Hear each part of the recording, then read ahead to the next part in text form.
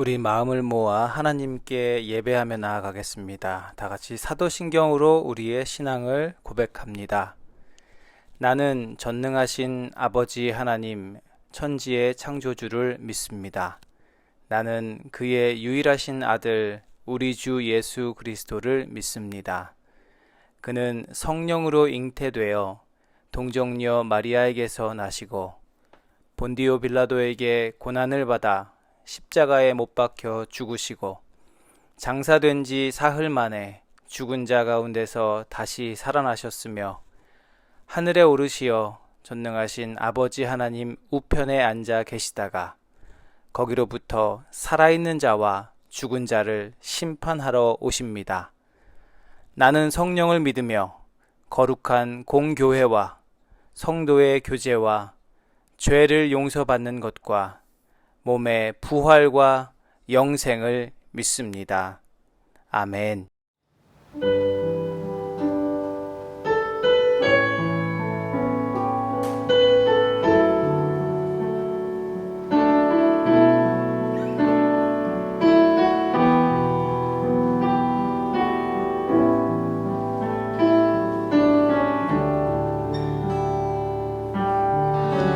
오 나의 자비로운 주여, 나의 몸과 영혼을 주님 은혜로 다 채워주소서.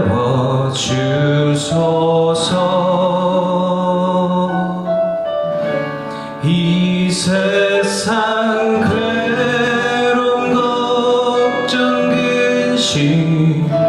주여 받아주시고 험한 세상에서 인도하소서. 다시 한번 고백합시다. 오 나의 자비로운 주여,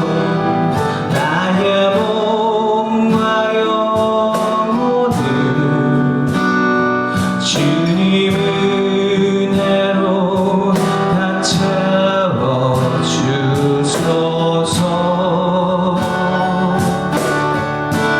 이 세상 괴로운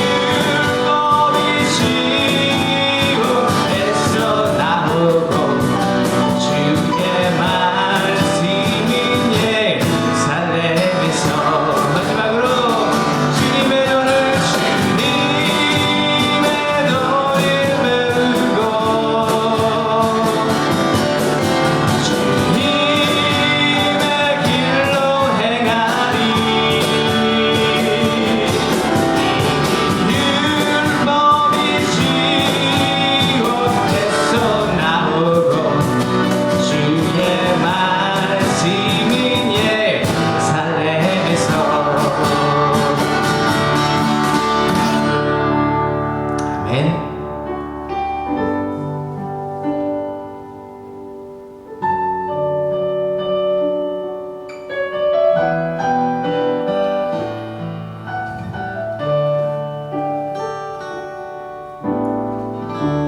주를 위한 이곳에 예배하는 자들 중에 그가 찾는 이 없어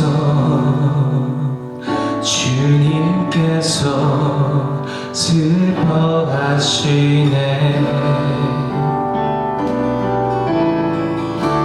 주님이 찾으시는 그 한 사람 그 예배자 내가 그 사람 되기 간절히 주께 예배하네.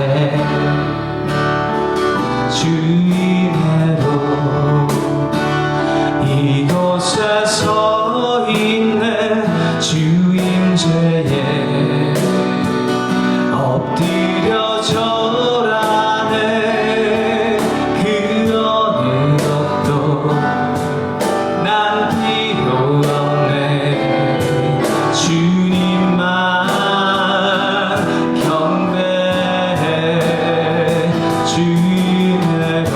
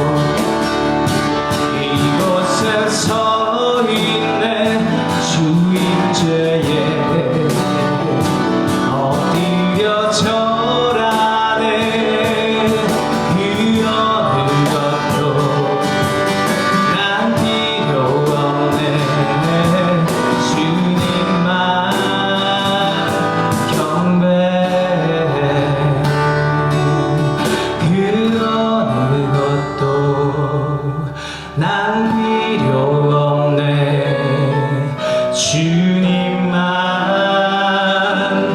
경배해.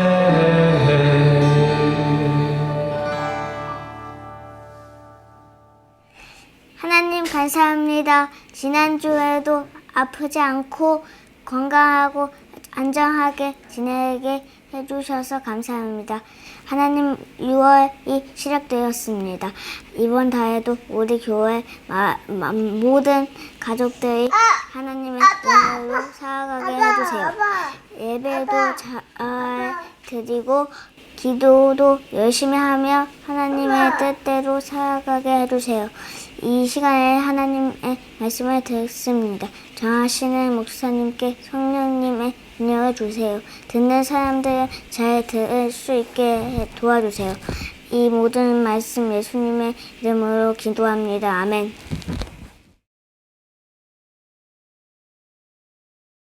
네, 반갑습니다. 오늘은 우리가 이제 새로운 말씀을 좀 시작해 보려고 합니다. 우리가 지난주에 예고해 드렸던 대로 기도라는 주제를 이제는 마무리하고 이번 주부터는 우리가 인물을 가지고 좀 설교를 해 보려고 합니다. 오늘은 설교지만 조금 더 강의 같은 느낌이 될 것 같아요. 그래서 오늘은 좀 자리를 제가 공부하는 서재로 좀 한번 옮겨 봤습니다. 지난주에 예고해 드린 대로 기도라는 주제 설교를 마무리하고 이번 주부터는 우리가 인물을 설교를 좀 하려고 하는데 첫 번째로 우리가 다루려고 하는 그 인물은 느헤미야입니다. 느헤미야 설을 좀 시작하기에 앞서서 우리가 좀 시대적인 배경을 이해하고 우리가 말씀을 들으면 좋을 것 같아서 오늘은 먼저 좀 그 배경을 조금 설명을 해 드리려고 합니다. 이스라엘이 솔로몬 왕 이후에 둘로 갈라지게 되지요. 우리가 아는 것처럼 솔로몬 왕 이후에 북쪽의 이스라엘과 남쪽의 유다로 나뉘게 됩니다. 그래서 각자의 그런 역사가 흘러가게 되는데 특별히 북이스라엘 같은 경우에는 계속해서 악한 왕들이 나왔어요. 그래서 끊임없이 악한 왕들이, 그래서 그 연대기를 이렇게 보면은 악한 왕, 아주 악한 왕, 조금 덜 악한 왕, 계속 악 해가지고 그 역사가 흘러갑니다. 그런데 남쪽의 유다는 악한 왕이 많이 있지만 그래도 간간히 선한 왕들이 중간에 한 번씩 이렇게 들어가요. 그래서 그 선한 왕들이 나타날 때마다 그들이 다시금 하나님의 말씀을 회복하려고 하고 그렇게 애썼던 모습들이 성경에 기록되어 있습니다. 이렇게 각자의 역사가 흘러가다가 북이스라엘이 먼저 아시리아라는 신흥 강대국에 의해서 멸망당하게 되고요. 그리고 또 몇십 년이 흐른 뒤에 남쪽에 있는 유다도 이번에는 바벨론이라는 나라에 의해서 멸망을 당하게 됩니다. 제가 지난번에 기도 설교할 때도 설명을 드렸던 그 눈물의 선지자 예레미야, 이 예레미야가 이 남유다가 멸망하는 그 시간에 활동했던 그런 선지자입니다. 그때 바벨론에 의해서 이 예루살렘이 철저하게 파괴가 되죠. 예루살렘 성벽을 다 허물고 문이 불타 없어지고 또 예루살렘 성전도 다 허물어지게 됩니다. 그렇게 철저하게 파괴되었던 그 당시에 눈물의 선지자였던 이 예레미야가 그 일들을 예언하지요. 그리고 하나님께서 주신 마음을 가지고 사람들에게 이야기합니다. 이렇게 패망하게 될 것이지만 하나님께서 다시금 회복시키실 거라고. 그래서 불필요한 그런 피를 흘리지 말고 빨리 항복하라고 그렇게 이야기를 했습니다. 하지만 당시의 사람들은요, 이 패망을 예언하는 예레미야를 원망할 뿐 그 말을 귀 기울여서 들으려고 하지 않았고요. 결국 이 일로 인해서 남유다가 바벨론에 의해서 멸망할 때까지 이 예레미야는 왕궁 감옥에 갇혀 있게 됩니다. 이렇게 바벨론에 의해서 유대 민족들은 대부분 다 포로로 잡혀가게 되고요. 또 남아있는 사람들도 다 흩어지게 되죠. 그래서 이 이스라엘이라는 나라가 한동안 이 지도에서 사라지게 됩니다. 이렇게 바벨론이 주변의 모든 나라를 이렇게 정복하고 났는데 얼마 지나지 않아 또 새로운 제국이 세워지게 돼요. 우리 많이 들어보셨죠? 페르시아라고. 이 페르시아라는 나라에 의해서 주변에 바벨론을 포함해서 모든 나라가 정복이 됩니다. 그리고 우리가 알고 있는 터키, 또 이집트, 또 반대편으로는 저 이란을 넘어서 인도 경계까지 어마어마한 대제국이 만들어지게 됩니다. 그 나라가 바로 페르시아예요. 그래서 우리 여러분들 보신 적이 있는지 모르겠는데 영화 300이라는 영화 있죠. 그 300이라는 영화에 보면 당시에 페르시아가 이 그리스를 정복하기 위해서 그 그리스 반도까지 쳐들어갔던 그 일들을 다루고 있는 그런 영화입니다. 이 영화에 등장하는 이 페르시아 왕, 스파르타죠. 스파르타하고 싸우는 그 장면에 보면 페르시아의 왕이 나오는데 거기에는 굉장히 이상하게 이렇게 좀 그려진 것 같아요. 그 왕 이름이 크세르크세스인데 성경에는 그 왕 이름이 아하수에로라고 그렇게 나와 있습니다. 똑같은 사람이에요. 그런데 사실 이 아하수에로 왕은 생각보다 좋은 평가를 받은 왕입니다. 우리 그 300이라는 영화에서는 굉장히 이상한 왕처럼 그렇게 묘사가 되고 있지만 사실은 굉장히 좋은 그래도 평가를 받는 그런 왕입니다. 정복한 민족들을 좀 잘 대우해 주고요. 또 출신 성분과 상관없이 능력 있는 사람들에게 기회를 주는 그런 왕으로 평가를 받고 있습니다. 성경에 보면요, 우리가 느헤미야도 있지만 또 에스더라는 성경이 있어요. 에스더서. 이 에스더서에 보면은 이 에스더라는 유대인 여자가 나오는데 이 사람이 나중에 이 페르시아의 왕후가 돼요. 왕후.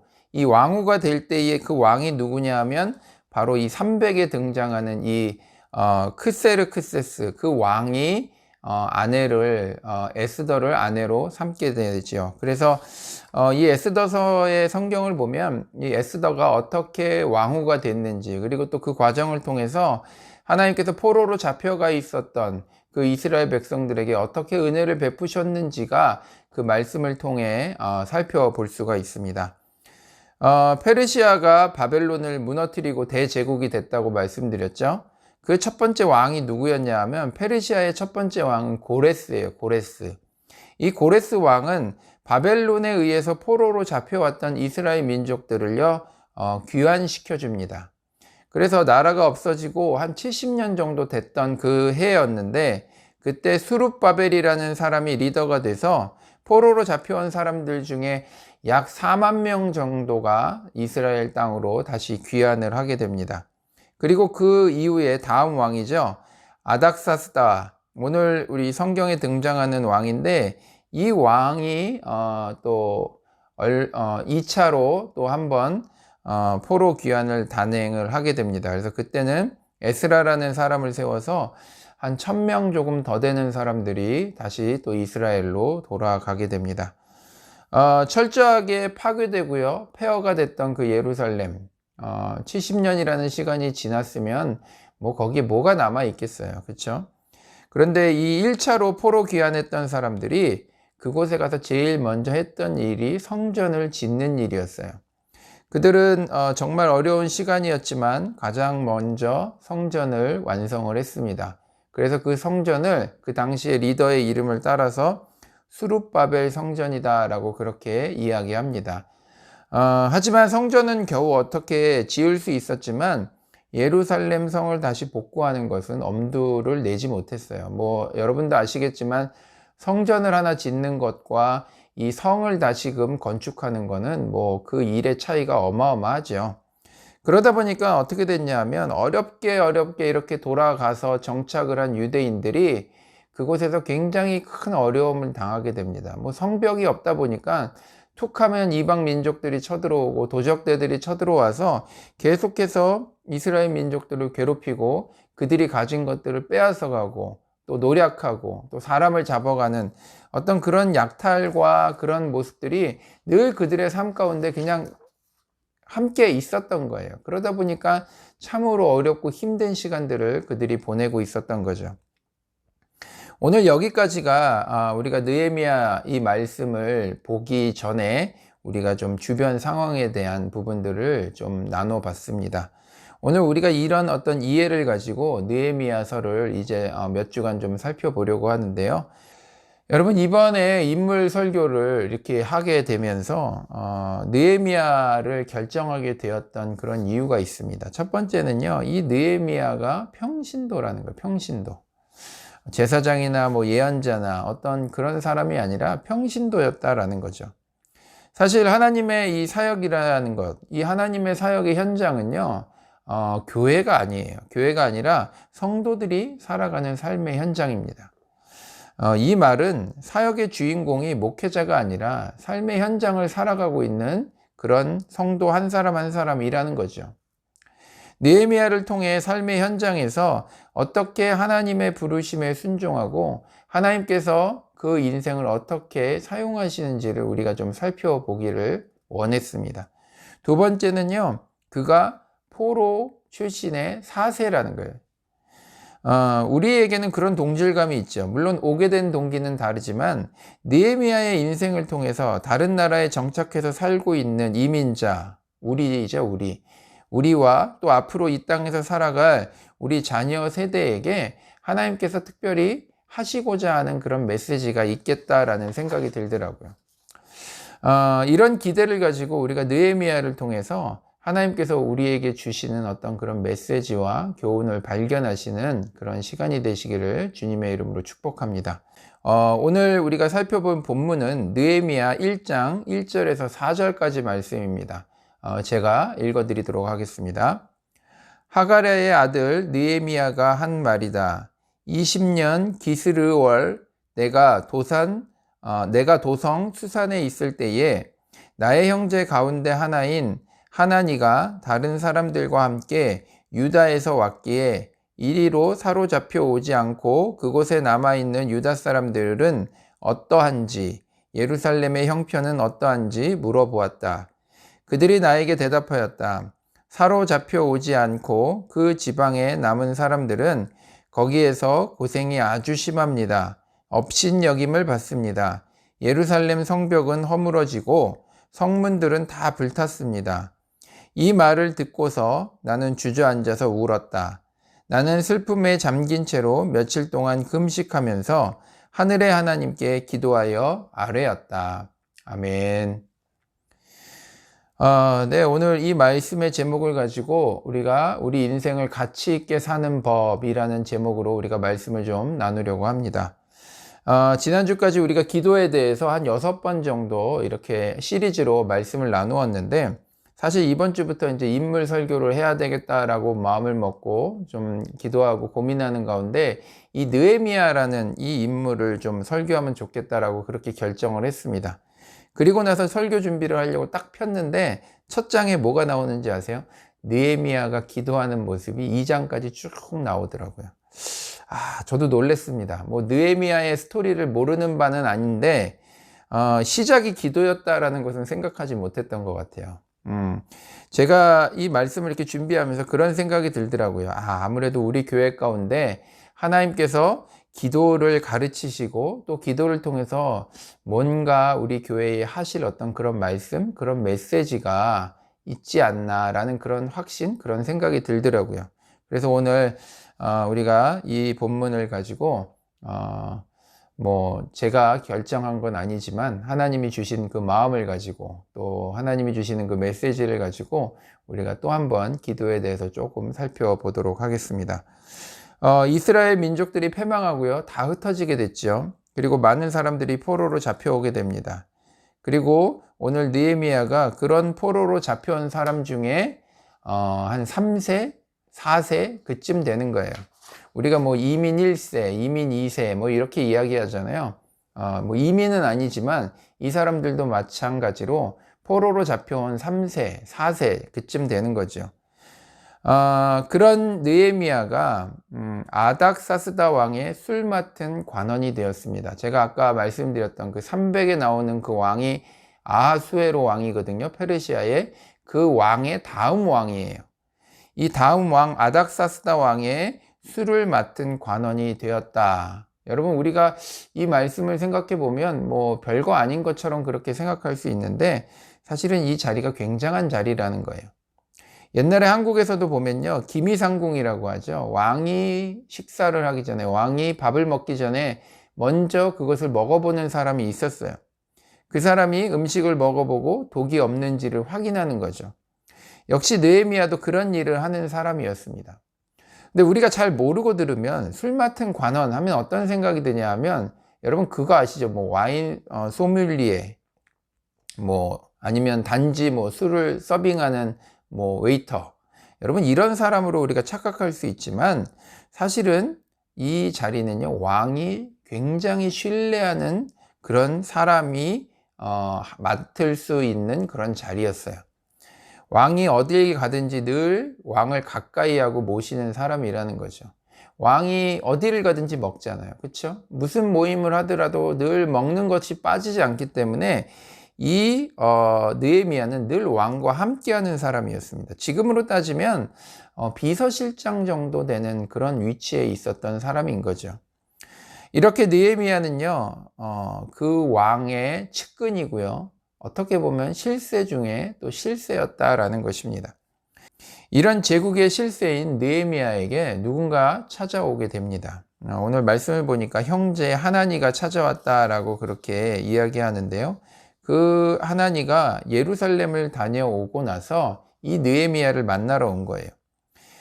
이때 느헤미야가 동족의 안부를 묻습니다. 그리고 오늘 성경은 예루살렘의 형편을 물었다라고 그렇게 3절에서 기록하고 있죠. 3절 말씀을 보면, 그들이 나에게 대답하였다. 사로잡혀 오지 않고 그 지방에 남은 사람들은 거기에서 고생이 아주 심합니다. 업신여김을 받습니다. 예루살렘 성벽은 허물어지고 성문들은 다 불에 탔습니다.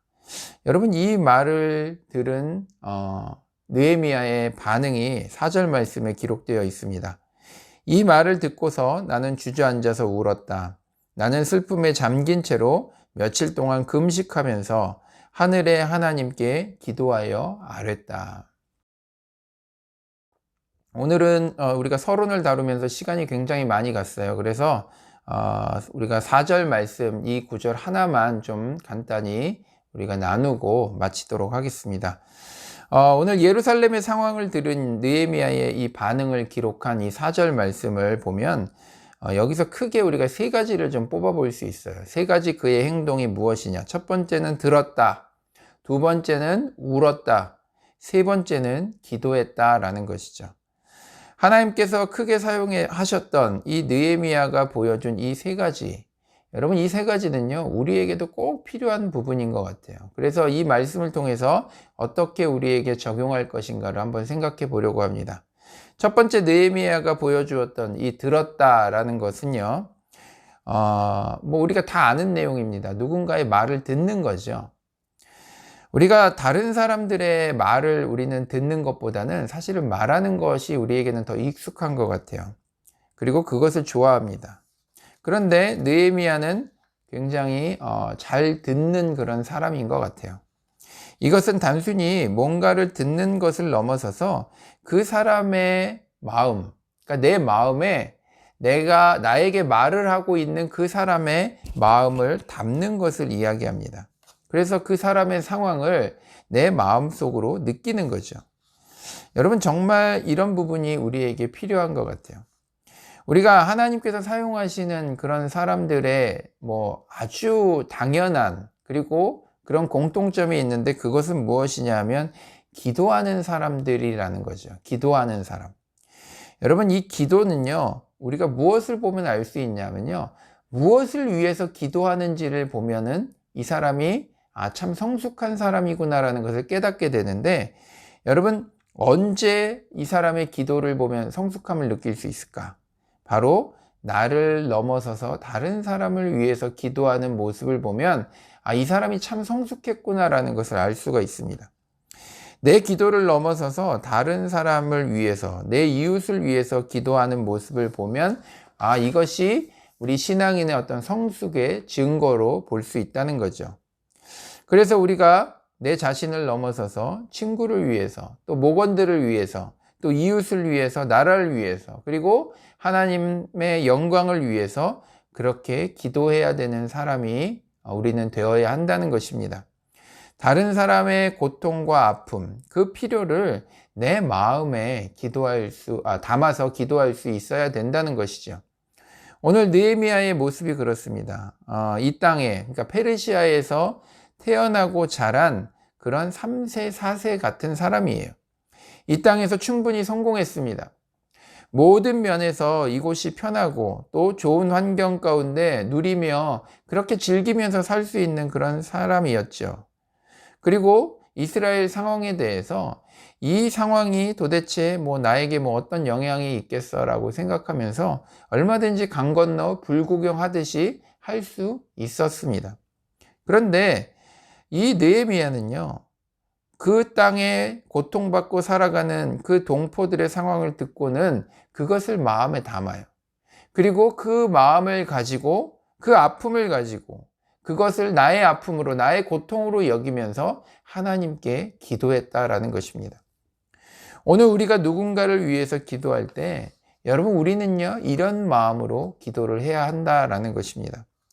어려움 가운데 있고 힘든 시간을 보내는 사람을 생각하면서 우리가 내가 그런 일을 당하지 않았고 내가 그 자리에 서 있지 않음을 그냥 다행이다, 감사하다, 우리가 그렇게 여길 것이 아니라 우리는 그들의 상황과 어려움을 내 마음에 담아서 간절히 기도할 수 있어야 한다는 것입니다.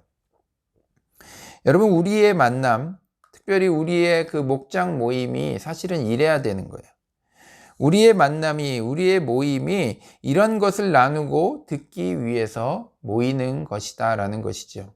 단순히 좋은 것을 먹고 맛있는 것을 먹기 위해서 우리가 모인 자리가 아니라 우리의 삶을 나누고 그것을 듣고 또 그것을 우리 마음에 담아서 우리가 간절함으로 기도하기 위해서 우리가 모이는 것이 우리 모임의 가장 주된 목적이라는 것입니다.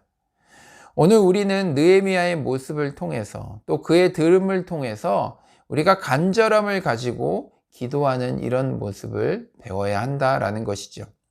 두 번째는요, 우는 거예요. 두 번째. 여러분, 우는 사람 참 많지요. 네, 어른이 돼도 안 운다고 하지만 사실 그런가요? 우리가 참 남모르게 그렇게 눈물 흘릴 때가 있습니다. 또 후회되는 것이 있을 때 또 우리가 울지요. 또 어떨 때는 억울한 일이 있어서 울기도 합니다. 그리고 나 자신을 포함해서 또 누군가가 불쌍해서 우리가 그렇게 울 때가 있어요. 여러분, 신앙생활을 하다 보면요, 참 우는 분들을 많이 보게 돼요. 특별히 기도하면서 막 우시는 분들이 있어요. 저는 그런 모습을 보면서 참 열심히 기도한다 라고 생각했는데 그게 전부는 아니더라고요. 우는 것이 기도라고 그렇게 생각할 수 없다라는 것을 깨닫게 되었습니다. 여러분, 기도 시간에 우리가 억울해서 답답해서 또 후회가 많아서 우는 분들이 있습니다. 또 누군가가 불쌍해서 또 자기 스스로가 불쌍해서 울기도 하지요. 그런데 중요한 것은요, 우는 것에 그쳐서는 안 된다라는 거예요. 우리의 기도가요, 기도라는 것이 나의 감정을 그냥 막 폭발하듯이 그냥 쫙 쏟아놓고 끝내는 것이 사실은 기도가 아니에요. 여러분, 기도는요, 무엇이냐면요, 우리가 하나님을 찾는 거예요. 우리 기도라는 것은요, 우리의 시선을요, 하나님께 두려고 애쓰는 것이 바로 기도라는 거예요. 그래서 느헤미야는요, 세 번째로 뭘 보여주고 있습니까? 기도했다. 금식하며 기도했다라고 이야기하죠. 그는요, 들었어요. 그리고 그는요, 그 이스라엘 백성들이 겪고 있는 그 고통과 아픔을 자신의 마음에 담고 그는 너무나도 슬픈 마음에 주체하지 못하고 울었어요. 하지만 여러분, 느헤미야는요, 그 감정적인 그 아픔, 그 불쌍함, 그 억울함, 그 답답함에서 끝내지 아니하고 한 걸음 더 나아가 이것을 가지고 하나님 앞에 기도했다라는 거예요. 여러분, 그는 기도하기 시작합니다. 기도를 모르는 사람들에게 기도라는 것은요, 어떻게 보면 종교적인 장식품 같고요, 또 시간 낭비처럼 여겨집니다. 하지만 하나님의 역사를 이루어 갔던 많은 믿음의 선조들을 보면 여러분, 그들의 기도를 통해서 하나님의 역사를 이루어가고 만들어 가셨다라는 거예요. 기도를 통해서 역동적인 역사를 만들어 가셨어요. 오늘 느헤미야도 그렇습니다. 기도를 통해서 자신이 가졌던 그런 울분과 슬픔과 동족에 대한 그런 불쌍함, 여러분 그런 감정적인 일에서 끝내는 것이 아니라 그 문제를 하나님 앞에 올려드리고 하나님의 도우심을 구하고 하나님의 뜻을 찾는, 결국 그의 시선을 가지고 하나님을 바라보려고 애썼던 그의 모습을 오늘 이 말씀을 통해서 우리는 깨닫게 된다라는 것입니다. 그때 하나님께서는 느헤미야가 가야 할 길을 제시해 주시고 또 열어주시고 또 느헤미야의 인생을 통해서 과거 이스라엘에게 약속하셨던 그 약속을 지켜주셨다라는 것이죠. 여러분 그 약속이 어떤 거예요? 눈물의 선지자가 예언했던 그 약속이지요. 너희가 이렇게 돌아가지만, 너희가 이렇게 붙들려 가지만, 이 나라가 없어지지만 하나님께서 반드시 이 나라를 다시금 회복시키시겠다고. 여러분 70년 동이나 그 땅이 비워져 있었지만 하나님께서는요 다시 그 민족을 일으켜 세워주셨습니다. 누구를 통해서? 여러 사람을 통해서 하셨지만 그 중에 이 느헤미야도 한 역할을 감당하게 되었다라는 것이죠. 오늘 우리의 기도가 여러분 이런 기도가 되어져야 한다라는 것입니다. 우리의 목장 모임이 나아가야 할 바로 그 모습이 바로 이런 모습이라는 거예요. 우리가 듣고 함께 울고 그리고 기도해 주는 거예요. 여러분 오늘은요 우리가 느헤미야서의 아주 서론 첫 부분을 우리가 간단히 살펴보았습니다. 그러니까 이 나라는 어떤 그런 인생을 우리가 그릇에 이렇게 비교를 많이 하죠. 여러분 나라고 하는 이 그릇에 무엇을 담는가에 따라서 우리의 이름이 달라집니다. 그게 우리 인생인 것 같아요. 아무리 우리가 예쁘게 꾸며도요, 주인이 거기에 우리 아이들 좋아하는 똥을 담으면 뭐가 돼요? 그 그릇은 그냥 똥바가지가 되는 거예요. 아무리 이뻐도. 하지만 아무리 보잘것없고 그냥 거칠어 보이는 그런 그릇일지라도 여러분 주인이 거기에다 보석을 담으면 그 그릇은 보석함이 됩니다. 우리가 정말로 겉을 치장하는 인생이 아니라 듣고 울고 기도함을 통해서 하나님께 쓰임받는 그런 인생이 되었으면 좋겠습니다. 누구처럼? 느헤미야처럼. 여러분 느헤미야의 인생, 우리가 보기에는 좋은 자리에 올라갔다라는 것을 자꾸 볼 수도 있지만 결코 그것이 중요한 것이 아니에요. 하나님께서 어떻게 그것을 사용했느냐가 중요한 것입니다. 그는 듣는 것을 통해서, 우는 것을 통해서, 그리고 마지막에 기도함을 통해서 하나님께서 그 인생을 사용하셨어요. 하나님께서 어떻게 사용하시는지에 따라서 그 인생의 가치가 결정되는 것입니다. 느헤미야의 인생을 통해서 하나님의 역사를 이루어 가셨어요. 마찬가지로 오늘 우리의 인생을 통해서도 하나님께서는 동일하게 그런 역사를 이루어 가시기를 원하십니다. 우리의 겉모습을 치장하기 위해서 애쓰는 것보다 더 중요한 것은 우리가 하나님 손에 들려지는 거예요. 하나님께 쓰임받는 거예요. 우리의 겉모습은 영 보잘것없을지라도 하나님께서 사용하시고 하나님께서 거기에 귀한 것을 담으실 때 우리의 인생은 달라지게 되는 거예요. 우리의 가치가 달라지는 거예요. 우리의 그릇에 다이아몬드가 박혔는지, 우리의 그릇이 이쁜지, 우리의 그릇이 재질이 어떤 것인지 우리는 자꾸 집중하지만 여러분 우리의 그릇에 하나님께서 무엇을 담아주시느냐, 그것에 따라서 우리 인생의 가치가 결정돼요. 오늘 느헤미야가 바로 그런 인물입니다. 하나님께서 그의 기도를 통해서 그 인생을 이스라엘 백성들이 다시 예루살렘으로 돌아가서 그 나라를 재건하는 데 그 인생을 쓰셨던 것처럼, 그렇게 가치 있는 인생이 된 것처럼 오늘 우리의 인생을 통해서도 하나님께서 그렇게 하실 수 있다라고 오늘 우리에게 깨닫게 하시는 것입니다. 오늘 우리가 이 은혜를 깨달아서 정말 느헤미야처럼 하나님께서 그 기도를 통해 놀라운 역사를 이루어 가시는데 그 인생을 쓰신 것처럼 오늘 우리의 기도를 통해서 하나님의 놀라운 일에 우리 인생이 쓰임받고 우리 삶의 가치가 달라지는 그런 모든 성도들 되시기를 주님의 이름으로 간절히 축복합니다. 기도하겠습니다. 하나님 감사합니다. 우리가 이번 주부터 또 느헤미야의 인생을 통해서 우리 삶에 대해서 다시 한번 돌아보고 또 우리가 어떤 모습으로 살아가야 할지를 또한 깨닫기를 원합니다.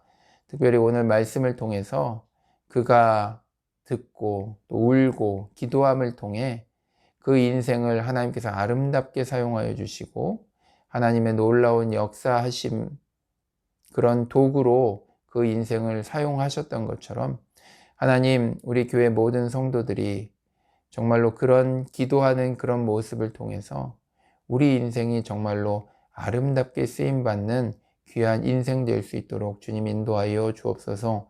하나님 세상 사람들은 겉모습을 치장하고 겉에 보여지는 것을 아름답게 하기 위해서 애쓰지만 정작 중요한 것은 우리 삶의 주인 되시는 그 하나님께서 우리를 어떻게 사용하시는지가 가장 중요하고 또 그것이 우리의 가치를 결정하는 것임을 오늘 말씀을 통해서 깨닫습니다. 하나님, 우리의 겉모습을 치장하기보다 우리가 하나님 앞에 기도함을 통하여 아름답게 쓰임받기를 그 일들을 위해서 애쓰는 귀한 성도들이 다 될 수 있도록 주님 축복하여 주옵소서.